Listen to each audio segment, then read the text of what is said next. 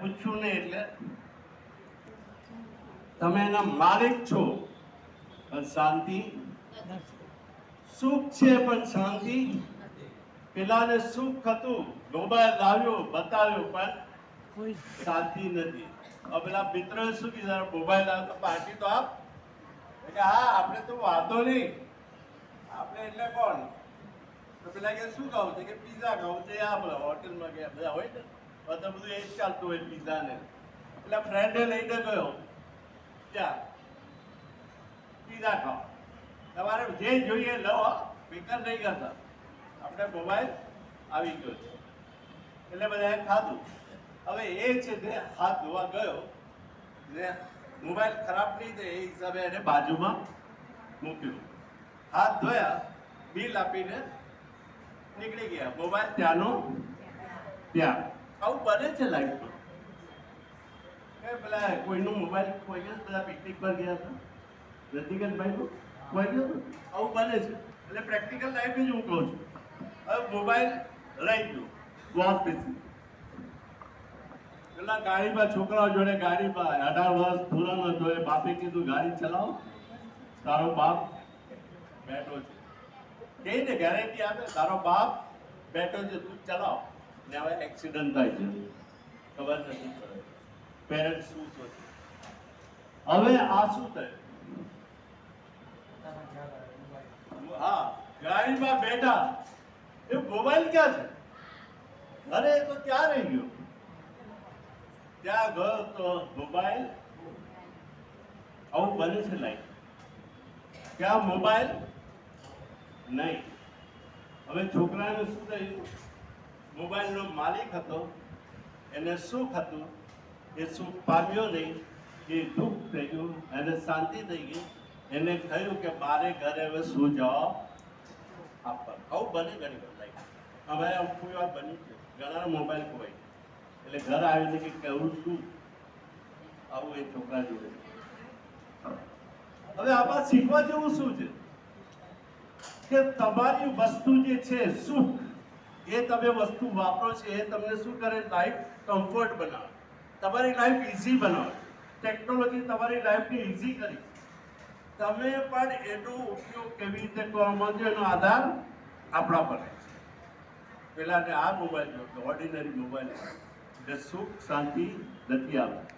ને પેલો ગુમાવી દીધો તો શું કર્યું?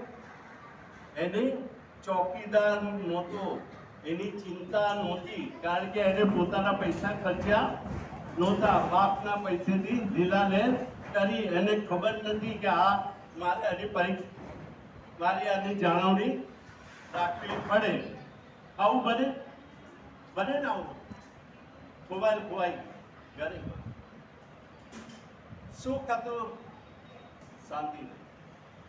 શું કરે? દરેકને સુખ હોય છે પણ શાંતિ નથી. આપણે પહેલી રીતે જોઈ લીધા કે જૈસે કરતે કરીએ જવાબ કેવી રીતે આપે છે. Physical, chemical, physical, mental, social, financial, આ બધા પ્રોબ્લેમ આવે છે. ને આવી રીતે આપણા લાઈફની અંદર પ્રોબ્લેમ છે. સુખ છે પણ શાંતિ નથી.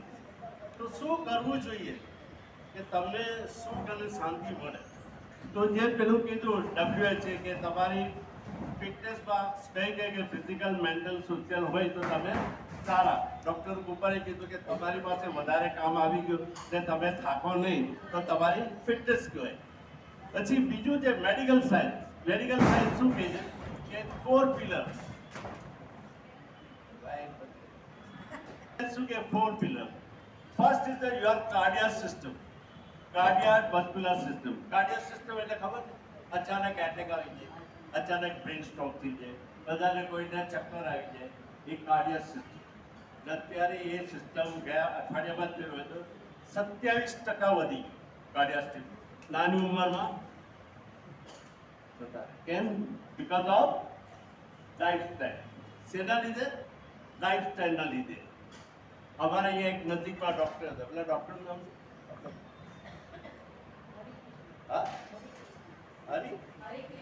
હરિકૃષ્ણ. અમારે અહીંયા નજીકમાં એક ડૉક્ટર હતા, હરિકૃષ્ણ, કદાચ ઓળખતા બી હશો.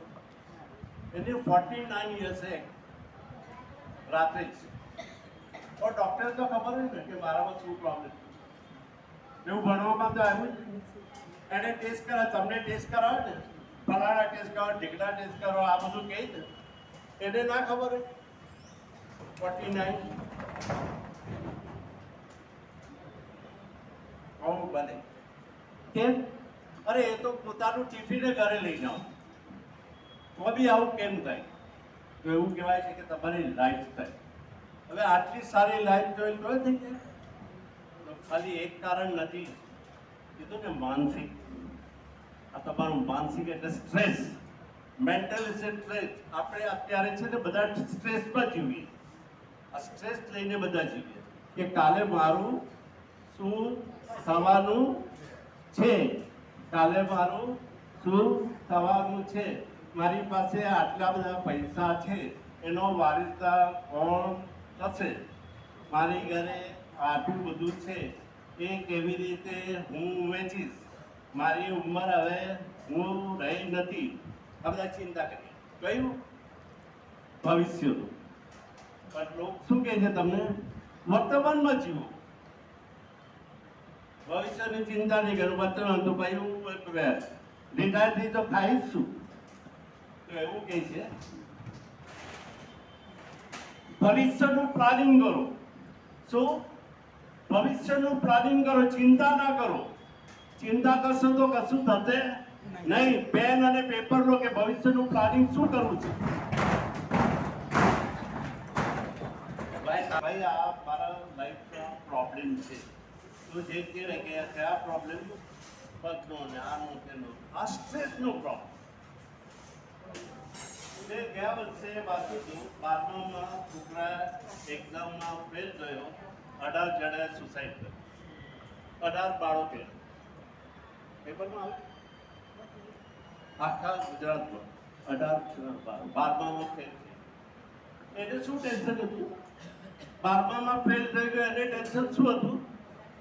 હા, નહીં ટેન્શન હોય? ઘરેથી કીધું તું તારા પર મેં આટલો ખર્ચો કર્યો છે, તારે 90% 1% ઓછો નહીં, 90% લાવવાના. કોણે કીધું તું? બાબાએ. ફૂલ કોડિંગ ગયો કોણ? કોણે સમજવાનું? સમજે છે? હમણાં ટ્યુશન કરાવ્યા 5 લાખની ફી, હમણાં ભરી 6.5 લાખ. બહુ બેસ્ટ. હવે ટીચરે જ ના ઘરે ભણાવવા, તો ટીચર શું ભણાવે ત્યાં? અહીંયા શું ભણાવે? મને એક ટીચર ક્યાં ભણાવે? એક ટીચર ઘરે ભણાવે. ત્યાં 4.5 ને અહીંયા 4.5, 9 લાખ. અમે જ્યારે ભણ્યા હતા ને કોઈ ટ્યુશન નથી, ટ્યુશન નથી. અને ગાઈડ એક રાખવી ને, ગાઈડ રાખે છે. અત્યારનો ટ્યુશન ને ગાઈડ ને પાછું તેમાં કહે છે ભાઈ પેપર મળતું હોય તો લાવજે ને, 1 2 લાખમાં મળી જાય. એવું બી બને છે અત્યારની લાઈફ. જિંદગીને કઈ સમજતા જ નથી આપણે. બને છે ને, બને છે ને, પૈસા ખર્ચવાળા ખર્ચે છે ને, આવું જ થાય છે. તો એ હતું કાર્ડિયાક સિસ્ટમ. બીજું હતું મસ્ક્યુલર સ્કેલેટલ સિસ્ટમ. સ્કેલેટલ એટલે શું? હાડપિંજર. આપણું જે હાડપિંજર, આપણે જે ચાલીએ છીએ એ કોણ ચાલે છે? હાડકા ચાલે. પણ હાડકાની સાથે શું જોઈન કરેલું છે? સ્નાયુ. સ્નાયુની સાથે શું? લિગામેન્ટ. લિગામેન્ટની સાથે શું? ટેન્ડન. આ બધા મેડિકલ વર્ડ છે, બહુ ધ્યાન રાખવાની જરૂર નહીં. પણ ટૂંકમાં કે મસલ્સ અને હાડકાનું જોઈન કરેલું છે એટલે ચાલીએ છીએ. આપણું મગજ હાડકાને કહે, અરે મસલ્સને કે તું ચાલ, એટલે આપણે ચાલીએ. તો એને કહેવાય મસ્ક્યુલર સ્કેલેટલ સિસ્ટમ. એમાં એ તકલીફ, આટલું ચાલે ને એટલે થાકી જવાય. પૂરું ચાલીએ ને એટલે થાકી જવાય. તો મસ્ક્યુલર સ્કેલેટલ સિસ્ટમમાં એ પ્રોબ્લેમ. કાર્ડિયાકમાં તો પ્રોબ્લેમ મસ્ક્યુલર સ્કેલેટલ સિસ્ટમમાં. પછી કે તમારું સ્કેલેટલ, બોન, ઓસ્ટિયોપોરોસિસ. નામ સાંભળ્યું છે? Osteoporosis હાડકાનો problem. ઓસ્ટિયોપોરોસિસ એટલે જેમ ઉંમર થાય ને હાડકા પોલાણ થતા જાય.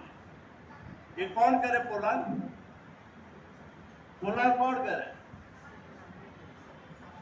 કારણ કે આપણે એની કાળજી રાખી નહીં. હાડકાને મજબૂત શું કરવાનું? એ સાઈડ પછી બધા રિપોર્ટ કઢાવશું ને જે ડોક્ટર ટેબ્લેટ આપશે એ ચણા મમરાની જેમ આપણે ખાશું. ખાવાનું નહીં હશે ચાલશે, પણ દવા લઈને જિંદગી પૂરી કરીશું. આવું જ બને છે, આવું જ જિંદગી જીવે છે. આ જિંદગી મેડિકલ સાયન્સમાં ના હોય. ચોથું એવું કે છે મેડિકલ સાયન્સમાં કે બધા ઓર્ગન તમારા સારા રહેવા છે. એટલે કે હાર્ટ, લીવર, પેન્ક્રિયાસ, એસ્ટેસાઇન, આ બધા જે વર્ડ જે છે એ બધા સારા રહેવા છે. લંગ્સ આ પણ સારા રહેતા. કોઈને ફેટી લીવરનો પ્રોબ્લેમ, કોઈને કિડનીનો પ્રોબ્લેમ, કોઈને ડાયાલિસિસ કરવું પડે, કોઈને પેન્ક્રિયાસ ઇન્સ્યુલિન બને નહીં, બહારનું ઇન્સ્યુલિન લેવું પડે, કોઈને ઇન્ટેસ્ટાઇનનો પ્રોબ્લેમ, એની અંદર ટ્યુમર થઈ જાય, આંતરડાનો રોગ, આ બધા રોગો છે. કેમ કે મારી જીવન સ્ટાઇલ, મારું જીવવાનું મેં ધ્યાન આપ્યું નહીં ને આ બધી તકલીફ થઈ. બરોબર છે? એટલે આપણે જે જીવીએ છીએ એનું જીવવાનું આપણને મકસદ ખબર નથી.